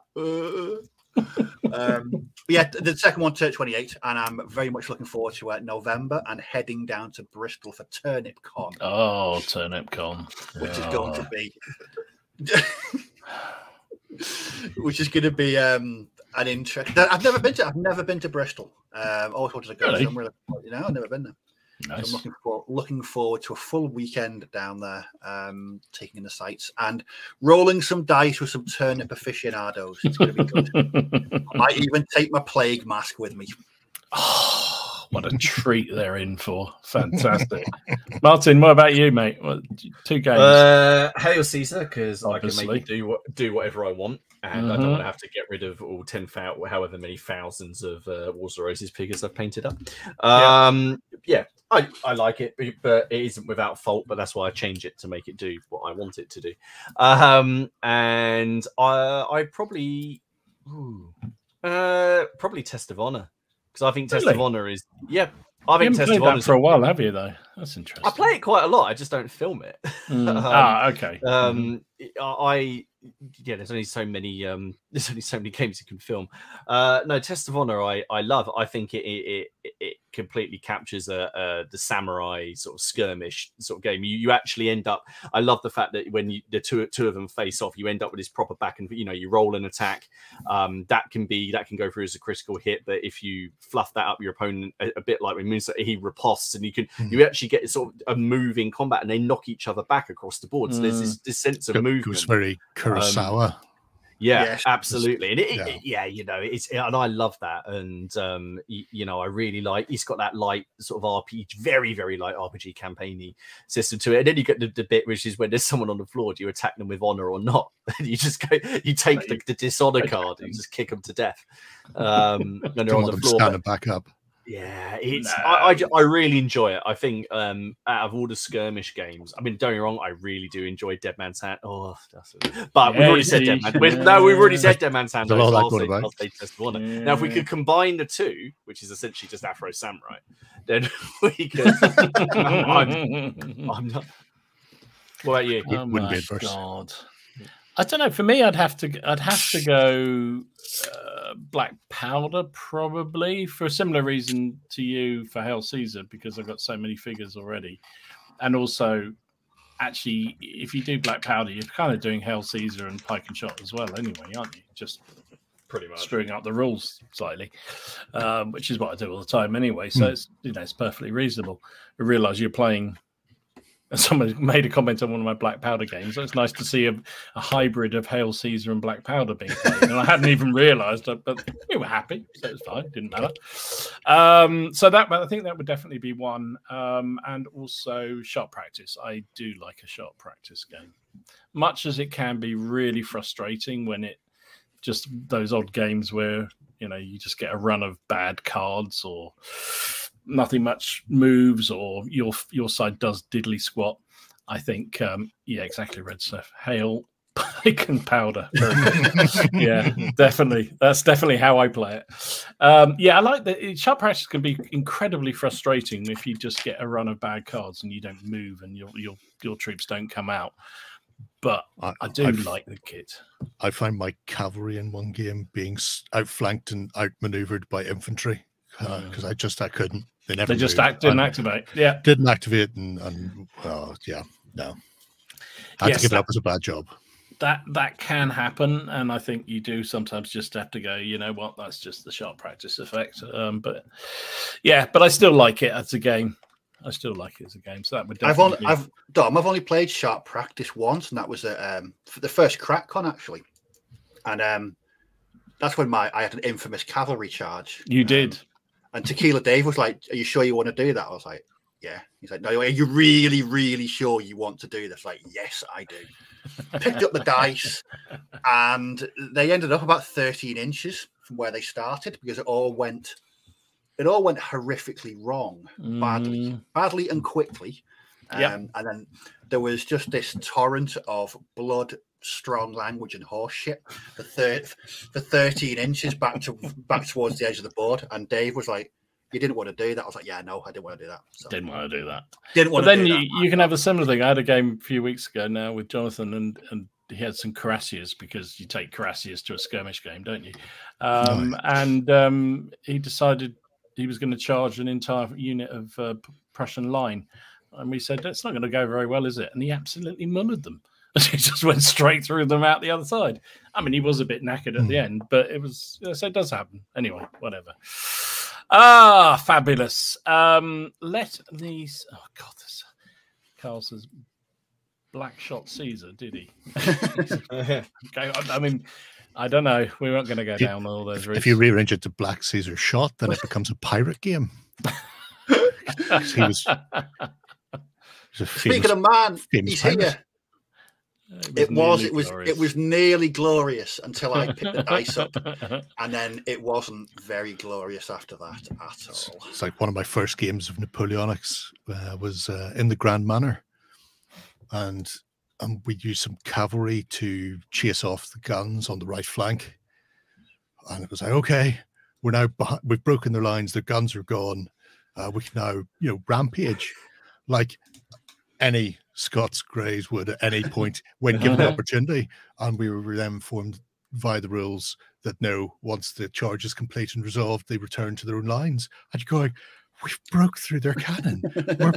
I can see fucking Napoleon over there. And my cavalry are going to turn around and go, so right, well, Black or in the Grand Manor is not the system not for us. One, you want to be General D'Armée. Once your cavalry get going around everywhere, they just keep going, and they just destroy the entire army. Well, I picked up Soldiers of Napoleon with a view, because at some point I've never got back to. I've always wanted to do Napoleonic in a big way. Yeah. And going back 20 odd years, I've never found a rule set that really just does what I want to see.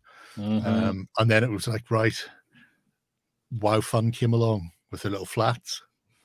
Yeah. And I was going, oh, because I know once again it'll be me supplying both forces to the table, and I'm not painting 2 sets of Napoleonics 18 mil. But I'll quite happily buy 2 18 mil flats. And so I was playing around with Warwick's Soldiers of God, Soldiers of Rome, and then seeing Soldiers of Napoleon. And I was thinking, this could be the one. This could be it. So I've got that to try as well. Warwick came to CrackCon a couple of. Was it last one or the one before? I forget. It was the one before. He was demoing it there, and it did look really intriguing. Although I still haven't had a game of it. The other one I'm thinking about, that new or the new version of the Perry's Valor, yeah. It was behind me somewhere. Yeah, it was in the latest. It was Wargames Illustrated. You got a free copy of it, and I quite like the look of that as well.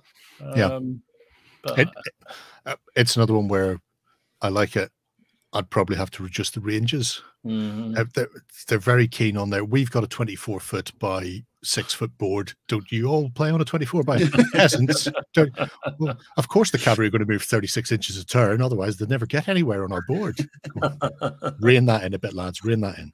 But yeah, I like the system, and I also like the idea that they have about the Napoleonic flavor, the Napoleonic mechanics are part of the army lists, not part of the rules. So then they can take the army lists and replace them with new army lists for a different period, and the game still plays. So it'll be fascinating to see how that ticks off. I think there was talk that they were going to do Franco-Prussian this weekend coming at the other partisan. Yeah, they mentioned. I watched the interview with Jervis Johnson talking about that. Yeah, it's for Franco-Prussian is up next. Just going back to those Wolfon miniatures. Do you think they could work for sharp practice? What, the flat ones? Yeah, the flat ones. I mean, I guess anything could work with sharp practice. Why not? I mean, I know we mentioned that. I've been fascinated by them since the first time I saw them. The little flats. I backed the first Kickstarter to set the company up. So that contains Persians and Greeks. And their initial stuff, because they were starting it, and it was like, we need to buy, we've got an idea, we need to buy the equipment. I was like, grand, this sounds fascinating, I'll throw money at you.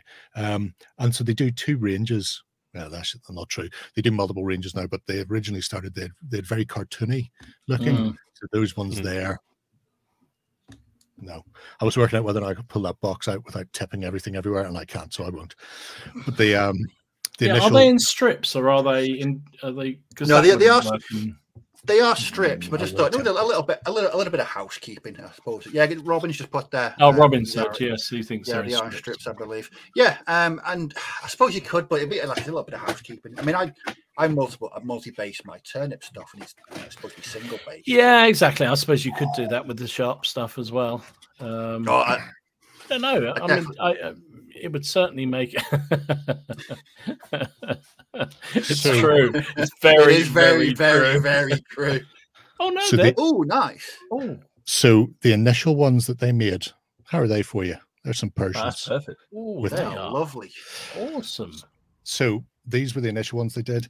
They originally, if you look at the original Kickstarter, they've got very big, very oversized cartoonish heads. People during the Kickstarter went, don't do that. So they kept the sort of cartoonish feel, but made them sort of more realistically proportioned, which I think works. And then subsequent to that, they then started doing strips, and then getting Peter Dennis, and Peter Dennis does strips as well. So when you buy from WowFun, you've got options. So they've got their own stuff that's been designed in-house, which is fairly comprehensive, including Napoleonics. And the ones that come in like 28s and 18s from them are like this, they're individuals. And then the Peter Dennis stuff is all strips based off his 10mm Peter Paper Boys. So there's options there. So that would work. I might have to put my wallet into stasis. We saw some of those at was it Warfare, Martin, last year? We were looking. Yeah, we did. They were much smaller scale. They were 6mm or something, weren't they? Tiny. Because Ken. No, you're about the MDF ones. The MDF. Yeah. Oh, they weren't cardboard, were they? They were MDF, but they were MDF, amazing. Yes, I have Peter Dennis ECW ones somewhere over there, but they are buried, and you won't be getting them pulled out. But they're all strips. So I think they're definitely for somebody who wants to put on a big force and doesn't have the time. I mean, I can devote a lot of time to painting and pissing around, but I know if I do 18mm Napoleonic 2 sides, that's going to be me forever. Whereas I think just going, WowFun flats, and then Leon 66 does the side of his with paint pens, and at 18mm, they're as thick as they are wide per individual, so it looks right. On the 28mm, they obviously look very flat, but when you scale down to 18, they're practically the right size for a footprint of a human. So I think it's there's a lot there, and then they've got other artists do other stuff. Some are better than others depending on your point of view or artistic bent. So who am I calling an artistic bent? Probably Ken. It's not here, so that's fine. Red Steph says General Darmay 2 is out soon. Very good. It's been coming out soon for ages. God, I want to get my hands on them because hopefully that does speed the game up. I love General Dame. I think it's a really clever system. It's just very slow. And I'm talking to Dave at Salute. He was saying, no, this is much quicker. It's going to be much more, you play turns much quicker, which does appeal because I do like the mechanics. Things like cavalry are dangerous in General Dame, which they should be in Napoleonics. In the right scenario. I mean, you don't want to charge straight into the front of a massive army of troops, but if you get the right opportunity, they should be devastating. Black Powder, they ain't. They just bounce and they don't do anything. That ain't what happened, though, is it? When we played last week. Yeah, but that was playing against you, Martin. That's definitely not what happened. Well, that was exactly what. But they did, though, didn't they? They forced you into square, which I guess is their main function in many cases. But then after that, they just sit there and say, "Come on, shoot me." You wiped out a third of my army. Yeah, well. Then you forced me to square because they just wiped out 3. I should have got half squadrons of cavalry. It was only you let me down with those Ponzi Ottoman troops that didn't do anything. The Mamluks, they just danced around and did nothing. Anyway, talking about, shall we do a bit of news and then we will do the aforementioned questions that people had for Gerry because we got distracted. Yeah, I do that a lot. Sorry. Yeah, that's fine. Yeah. It's fine. Like a squirrel. Nobody's paying attention, Gerry. It's all fine. Nobody cares. That's why I work on the principle of every week. Nobody's really paying attention to what I'm saying. Awesome. Oh God! Don't do it! Don't do it! Just do the news. I'm not doing it. Don't do it. Don't do it. Right, okay, we're not going to play it. Okay. For the for everyone's sensibilities. Right, Martin. I saw you got some stuff in here. Do you want to make a start on the newsy stuff, or are you in the middle of something? Yeah, no, I can do. Sorry, there we go. Go on, go down there. There we go. News. Okay, so imagine there's that horrific video bit, and then we're into the news. I think the silence is probably just better. So, first of all, we've already mentioned it, but just to mention again, Great Escape Games are releasing Dead Man's Hand Redux. So, go and have a look at their website. But rather than go for it all, I just encourage you to go and watch Battle Bunker's video, their stream up. From last night, which with Stuart from Great Escape, because it's all covered in there in far more detail. But it's very exciting. It's going to go to Kickstarter, and you're going to get plastic buildings and other plastic fun things coming out. Other things, there was the North Africa release for 0200 hours. Well, if you're interested in that, if you head over to forgot his name. Grey for Now Games. He's put some free scenarios up on the website. So there's a couple of scenarios on there just to. I might have picked up those figures. I'm just saying. Yeah, interesting. So that's cool, and he may be popping into CrackCon to say hello. Hey. Maybe. And then I put up a bunch of GW. I found some GW stuff because we hadn't talked about GW for a while, so I just thought we didn't do any GW news. So did you save it for me coming? Exactly. Just because Gerry's here, we thought we'd do it. If I'd known that, I would have stayed away. I saved it. Actually, I saved it for Ken, but he's not here either. So I'll do a really quick one. Actually, it's nothing in the big games. It is that one that I was semi-interested in. Warcry had a new sort of start set, which I just saw, which I thought looked interesting. Then there's this, which I've never played. I don't think I've played it anyway. It's like a Underworlds. Yeah, it's like a card-based game with miniatures. Yeah, but that's got a new starter set out. And then Steve, I found this for you. This set was coming out because I could see you doing something horrific with Tufts. I actually thought it looked quite good. Why am I in the bottom left? Because I'm not getting image rights, GW, you bastard. Jeez. It's because they've renamed you as just and then put Ari at the end of it. Oh, that makes sense. That's their way of doing it. But that was the main part of the news. I have just got one thing to say, which is if we can give a lovely happy birthday to Mark, who is going to be his birthday in a few days' time. And his lovely wife Jo got in touch and asked us if we give a shout out. So happy birthday! Happy birthday, Mark! Plenty of hobby goodness in there. That's everybody needs. So yes, so happy birthday, and he's a jolly good he's a fellow. He's a jolly good fellow. And so say all of us. And you see, look, we do this one, and your birthday present for us is no Ken on the stream. So see, we had that, we did that. So no, seriously, happy birthday, that was all of the news that I have. So your turn. A couple of things. I know you did. I always go and look at what you've done first before. I didn't get that much this time. I left you deliberately to get because he gets very upset. Rangers of Shadow Deep figure range. Were you interested in this, Martin? I know you and the guys are all over. So so yes and no. I'm really interested in Rangers of Shadow Deep, but I'm being essentially cheap and just printing stuff. Fair enough. Well, it's because I've got all these spare Reconquer Designs things, so I'm just using them. I'm just populating my world with frugal. Designs. But no, they are very nice. They are very cool. But there are some monsters in there which I think I'll probably have to pick up from there because I can't find something that looks suitably gribbly. So I'll just get it from them. Cool. I think North Star are selling them, aren't they? I think that's where they're they are. From. Yeah.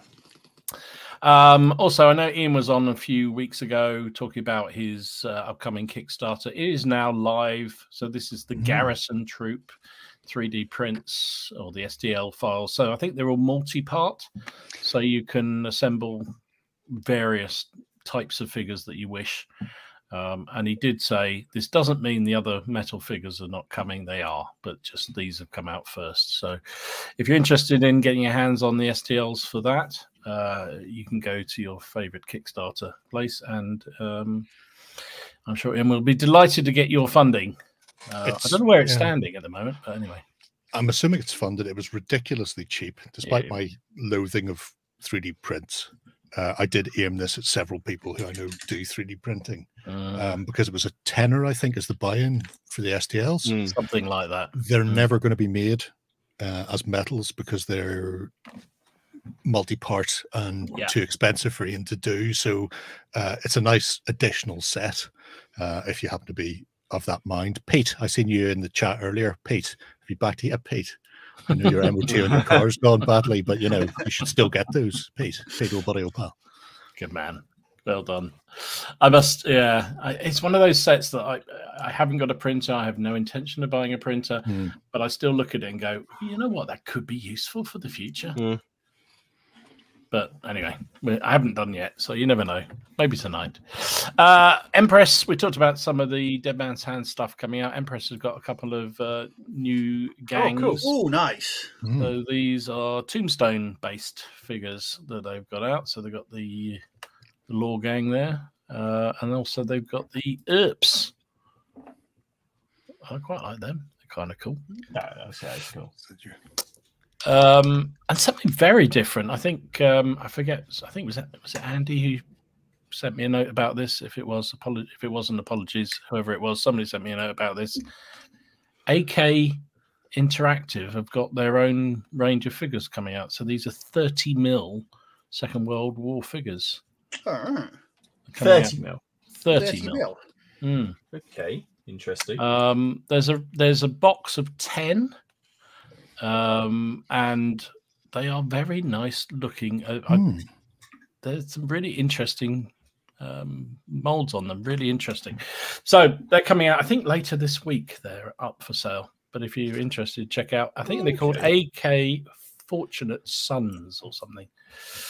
It's interesting because generally when they do figures, they're all large busts or 90 mil sort of painters pieces. They haven't really done anything that could be scaled for wargaming to date. No, which is intriguing.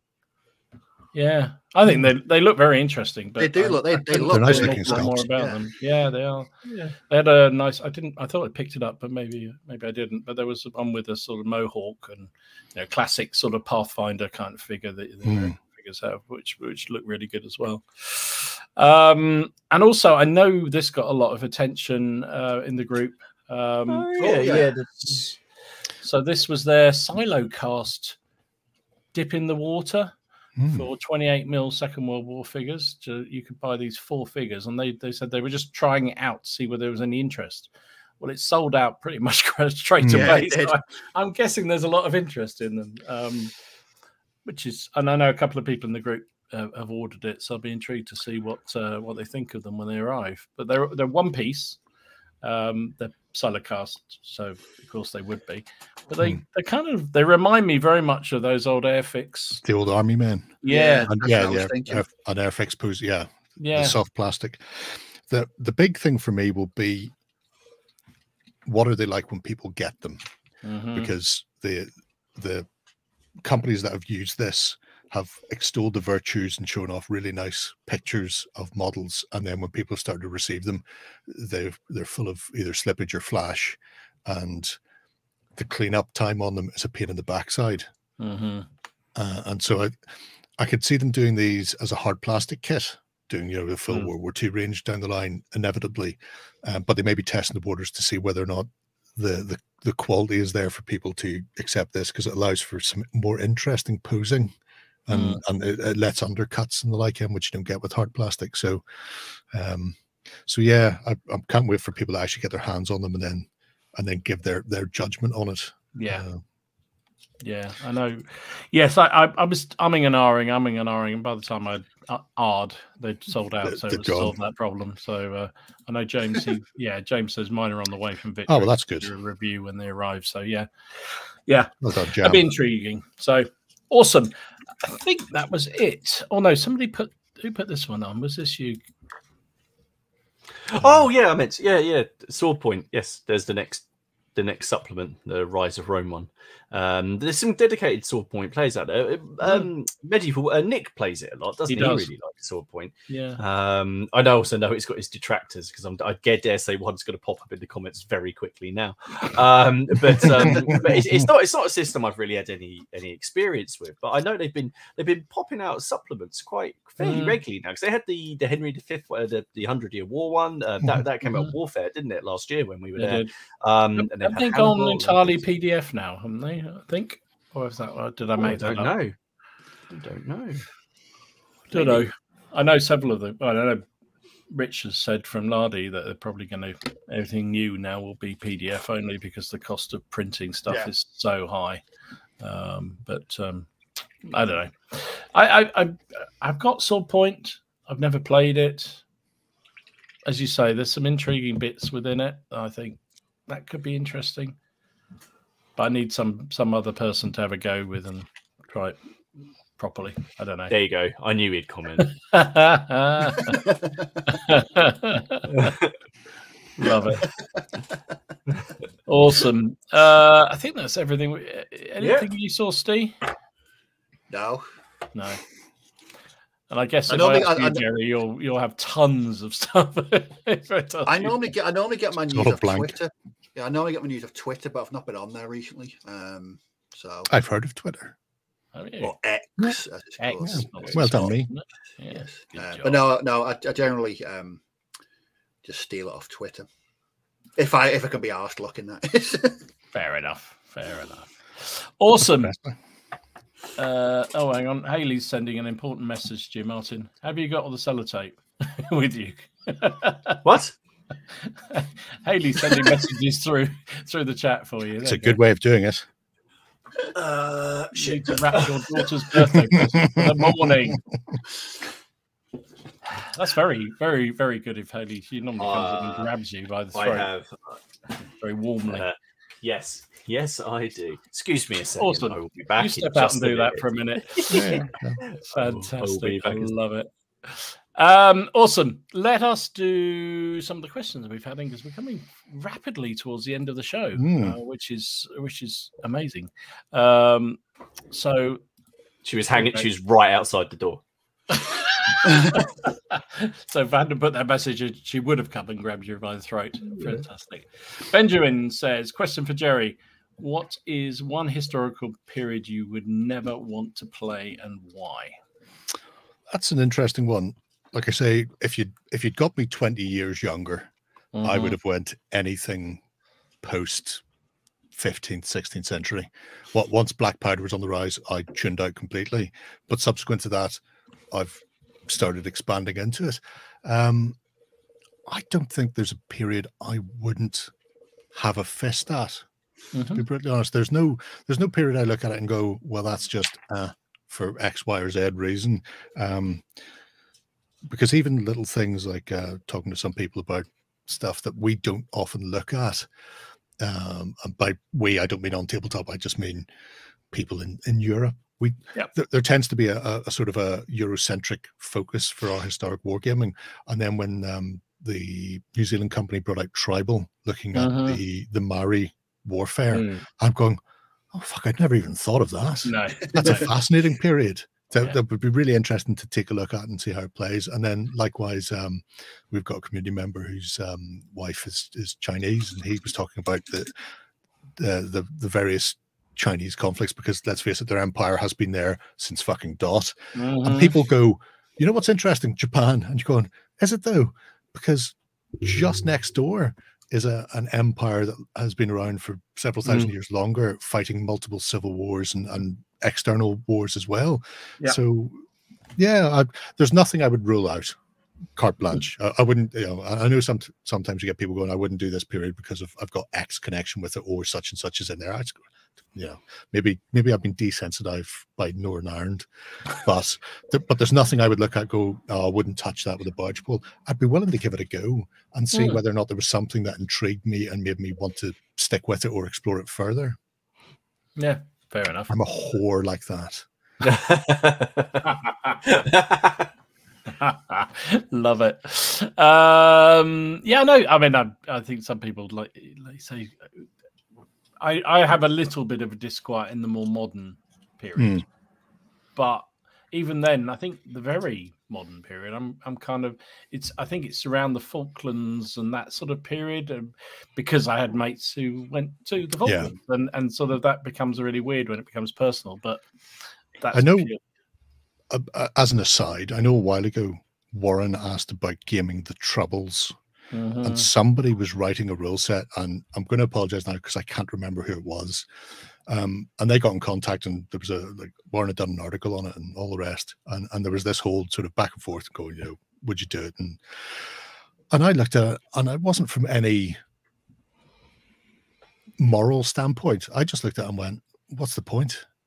There were no conflicts in the Troubles. At no point did one side line up against the other and fight them. There'd be like a guerrilla ambush, or do you deploy and then your opponent discovers that you actually set a bomb up on the table 2 weeks ago, and you're not there anymore. So there's not a game in it. So I wouldn't look for a conflict simply for the case of playing a conflict. It has to make there actually has to be a conflict behind it. Whereas just doing something because you can, I mean, fuck it. Riots on the streets, what's the point? Mind you, I think Ian's got a riot game, hasn't he? I think. I think he does. Yeah. Oh, I don't mind, like a Warriors-esque, but those style of riot games, they make sense to me.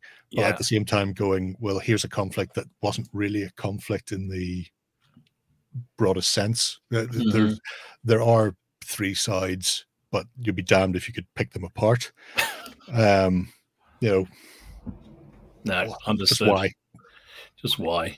Why? Yeah, I know other people have. Here we go.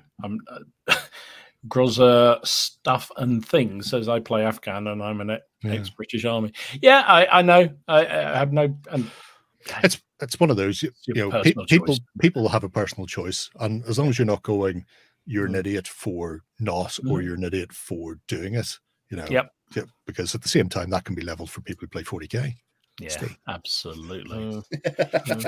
Andy asked the question, I really enjoyed your Rorke's Drift battle you did a while back. Any plans for another Zulu Wars battle report? And have you added to your AZW collection? Right. For people who are unaware, I decided at some point that I would like to do Rorke's Drift. And then I thought I'll do it in 28mm. And Warlord had just released the Rorke's Drift box. This is how fucking early it was. Foreground was not foreground at this stage. They were just a couple of punters who were asked to make some buildings for Rorke's Drift. So I ordered that and then sat on it for the best part of 8 years while I couldn't find a rule system. And then I found a rule system in The Men Who Would Be Kings, and then added my own variations to turn it into a sort of convention game. So it plays on a 8x12. Rourke's Drift is scale appropriate for 28 mil. Let's put it like that. So it's ridiculous. But I was very good because I recycled the Zulus. I only ever had to paint 300 of them and not 3,000. So I'm grand in that respect.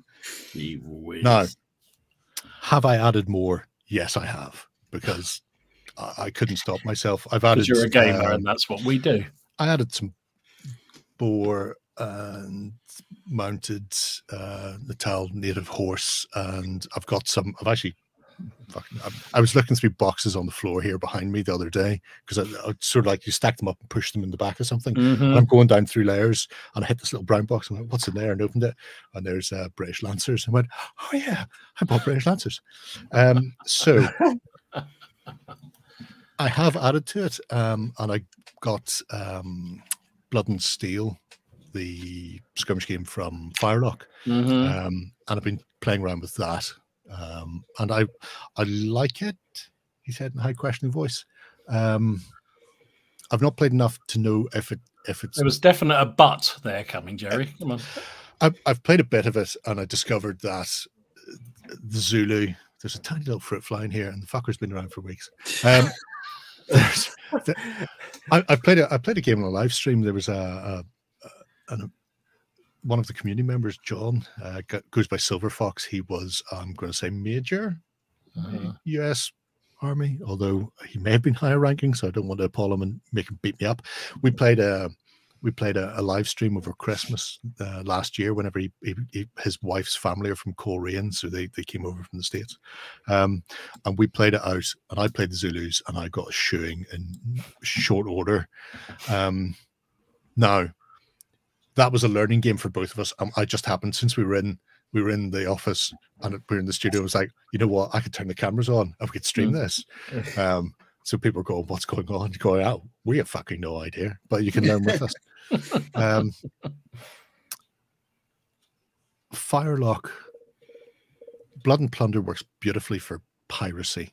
It's a similar amount of men that you would have on board various boats. Yes, James Boats. Fighting their pirate ways. Then they've expanded into Blood and Crowns, so the War of the Roses, Blood and Steel, Colonial, Blood and Valor, Interwar. And in that case, you're playing with similar figure counts. 30 to 50 maybe. And I don't know if it works as well, where you've got comparatively similar force sizes, colonial troops with Gatling guns against native with cowhide shields and knobberies. I'll play around with it a bit more and see, because it was just a learning game. We just more or less lined up and went at each other to see how it went. So maybe when you're playing the scenarios and you're focusing on a scenario, I could lose, but still, yeah. It's funny you say that. Yeah, because I was looking at it for Boxer Rebellion, and I looked at that into War One. The Interwar one, yeah. And I haven't had a game, but I've got the rule set. And my read through, I looked at it and I thought, well, actually, it looks like everything's got the same number of troops. So yes. How does that work?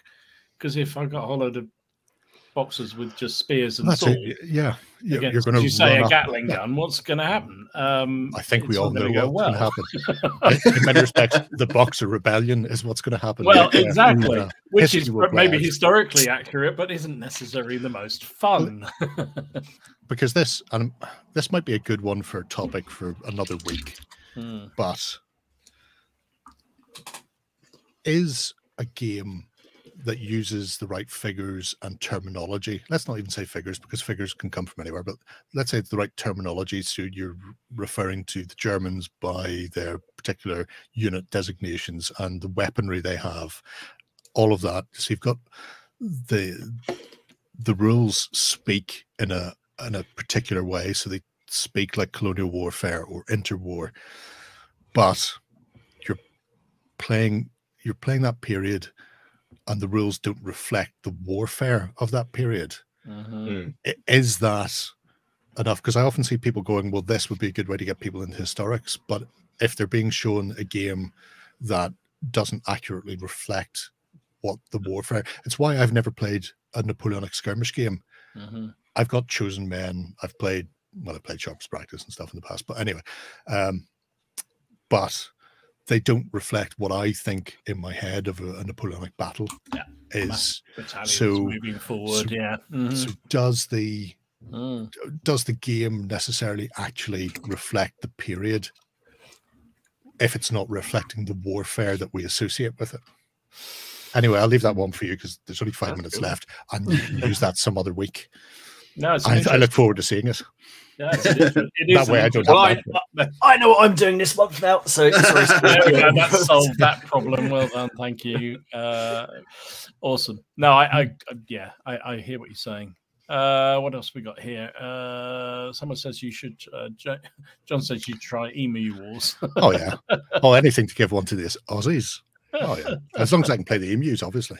I've not painted mine up yet. Yeah, you did get them, didn't you? I got it last year. In fact, they were delivered. Emu, yeah. 2D6 wargaming. They do a really small box of 6 mil. You get 2 or 3 machine guns and a shitload of emus. Sweet. Yeah, I've still. In fact, that's the sort of scaling I need for the boxes, right? Yeah. I mean, I think it's something you can just play on a top of a bin or something. I mean, it's not. I mean, I don't think there's any great. I mean, the rules is in elite. There's not going to be massive depth in it. No. That's fine. That does remind me. If anyone would like a 2D6 6mm samurai army, there's one coming to CrackCon that I don't want. So, is there an upgrade to have your emus led by Rod Hull? Are we able to say? Oh, I think he's all right at the moment, isn't he? We're okay with him. It's fine. Rod's fine.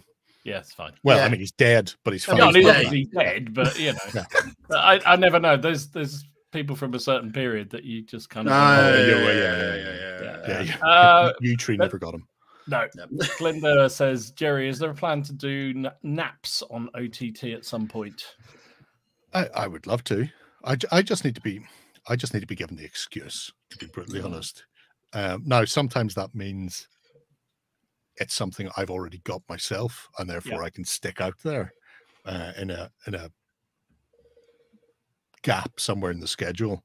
And sometimes it will be a company is doing something, and where they're partners, or they're coming on board to do something. So there's nothing planned, and nobody throwing Napoleonics my way. Curse them. But yeah, it's one I'll probably. It's like I say, at some point, WoW Fun will take several £100 off me. Probably significantly more than that, actually. And at that point, little tiny flat naps will get pushed around the table. Or Ben is currently getting into Chosen Men by Osprey. Okay. So if he comes over to do some filming, I might get him to bring that stuff over, and then maybe we'll refight Sharp. And I'll spend a little time going, bastard. Bastard. You bastard Harper. Actually, to be fair, given my size and Irishness, I'm probably going to end up being Harper. I think you should be Harper. Yeah, I'm sorry. You can't be the. Yeah. Lazy Pirate is asking a question. Wants to know Gerry's thoughts on Mantic's new Twilight kin models and where they're going with this theme. Okay, so you can tune out here. So the Twigletkin, I really like the new models, and more importantly, I really like the direction they've chosen to go with it. So for people who aren't aware, when GW killed the old world off, Mantic released a book called Uncharted Empires that essentially get you buy lists that transposed GW armies into Mantic's fantasy game Kings of War.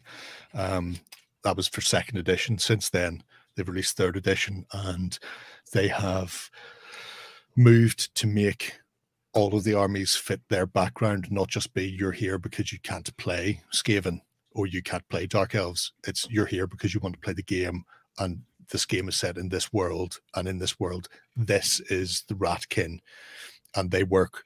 Yeah, they may look passably like vermin because they're tiny little rat men. Likewise, the Twiglets, the Twilightkin, are dark elves, but they've added layers into us where the backstory of them is it's a bit Tolkien-esque. There's a shattering of a mirror and the splitting of the light and dark personality of the gods, and it formed a void, and things go very badly wrong. And the Twilight Kin are proper wrong'uns who have decided to live in this nightmare world, and in there are nightmare creatures called the Night Stalkers and the Twiglets. They're not living side by side. They're not an allied race. The Twiglets have learned how to completely subjugate and dominate these monsters, and then push them out of the void and into reality ahead of their army to go fuck up anything in their path. And I like that. I like the idea that they've decided their elves aren't just dark elves. Their elves are Twilight Kin. The females are less susceptible to the mutation of the void, so they're wrong, but they're still noticeably a female elf. But the blokes have become these monstrous ogre-sized things in living suits of armor with more eyes than you can count, but none of them on their heads. And so I like that they've taken it and they've made something uniquely and distinctly Mantic. And from what I've heard about the rules, they're going to be filth. Absolute filth. But I've got 3 Kickstarters this month, so I'm not ordering any. I'll order them in November instead. But that sounds fantastic. I have no idea what you've been talking about. Don't absolutely fantastic. Tufts. They have tufts. Tufts. Hey! I mean, fucked up and shitted and all that. That sounded cool. I was happy with that. With that bit. They're all on square places though, which is good. Actually, I did think of this as well, James. Is get the OTT team over to CrackCon. The Zulu game. We did talk about this, Martin, didn't we? Getting your Zulu game up and running. Get Drew giving away Scotland. Yeah, no, that's it. I would still maintain if you put 1 sprue of Zulus in each goodie bag, that's 50, and one of these, one base. Each person has a year to paint 8 Zulus. They bring them along to the next one. That's 50 bases at least of Zulus, and then you raffle them. Then you raffle off the army. There you go. And that was the one that, but that was the one that triggered Ken about his base. It was. Oh God! Don't get going on that. And you got a seller here. You got a buyer for your starter. Do I have to pay him? Or... Probably. There you go. Anyway, we are past our time, and then we'll have to pay Gerry extra money. Somebody was too chatty, Steve. Yeah, bloody. Never stops talking. Sorry for the 40k chat. Yeah. Thank you very much indeed, everybody, for watching tonight. Thank you, especially Gerry, for joining us. Really appreciate you coming on. Great to have you on board. Thank you, chaps. Who's up next week? It's me. That way. Him. Steve. Me. Yeah. I've just had this great idea. It's what about if war games don't fit historical flavour? No, it'll be a different subject. I'll leave that for Martin. No, over on my channel next week for whatever I come up with. I think I've already come up with one. I put it in the chat. You did, didn't you? I did. I was a bit early. Had I been drinking? I'm not quite sure. Probably not enough. Probably. No, that was it. It was your hobby, your way. There we go. That's the one. There we go. That's what we'll be chatting about next week. So that will be on point. It'll be a very, very belligerent chat next week. It's like, bloody doing it. How am I? Thanks for everyone watching on Catch Up as ever. Thanks for everyone who joins us every week. Really, really appreciate it. And thanks, Gerry, for coming along once again. Really appreciated that. Pleasure. And we will see you all again next week. Hopefully. Might even have Ken back next week. There's a threat. Well, now they're not going to come. No, that's true. Oh, well, never mind. See you later. Have a good week. Everyone. Bye. Bye.